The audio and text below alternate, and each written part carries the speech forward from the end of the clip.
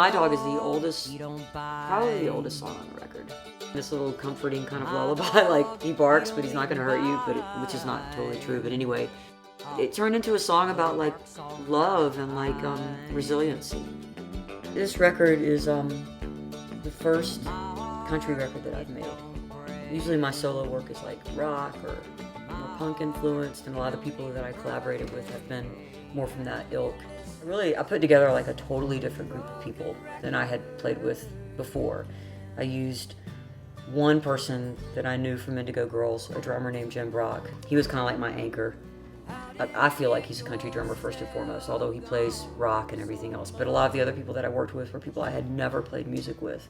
So there was a lot of thought and intention into like the technical side of like how we're going to set up, how we're going to mic it, so that when we play it, it's just down exactly the way we want to be. Like old school. No fixes, no nothing, you know, just go in, learn the song together, put it down.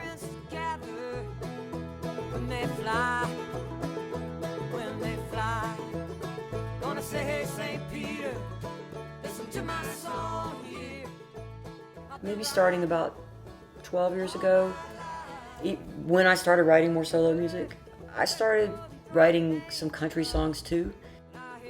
So the idea was like, do something totally different, feel your way through it, go to North Carolina and see what happens. So I wrote Gig That Matters, and that was done with Phil and Brad and Heather and Justin, and we learned it, we did it, very straight ahead. Talking about your higher, like a bigger calling. You never understand the mystery of all the pain. And so I basically wrote a song that said, you know, I've been greedy and squandered my existence to just have that moment where I could say, here's my testimony, and you know, these are all the things that are going wrong in the world, and I just want your attention for 1 second to tell you that. And it was kind of about that. And I wrote it actually after playing a really, really bad private party with Emily, and I was like, this is not the kind of gig that matters to me at all. Let the Spirit Take a Hold was just a song that I wrote purely, just came out, I wrote it in the dressing room, and it was just like a moment of like wanting to connect.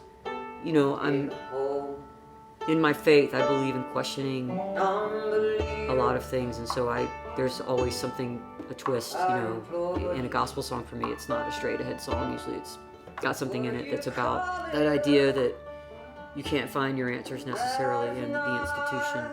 It's a spiritual moment that has nothing to do with like the secular world, and that's probably what the gospel songs tend to be.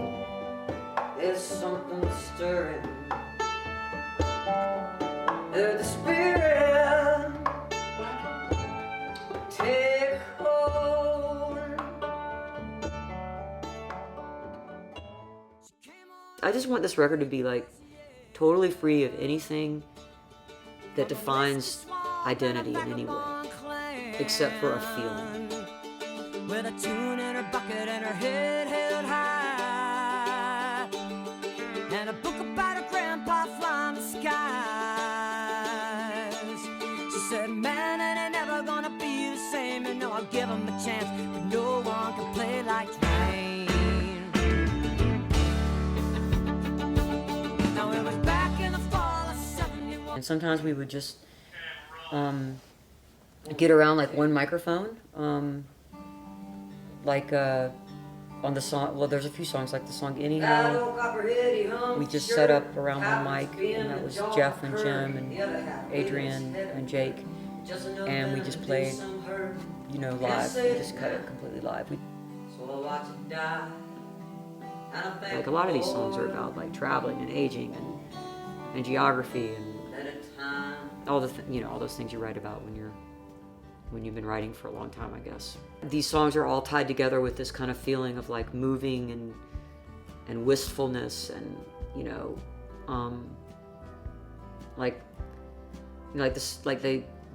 their geography, like time zone goes through different. You know, I'm traveling and it's like this unrequited love in some way, but it's also about like setting yourself free of time.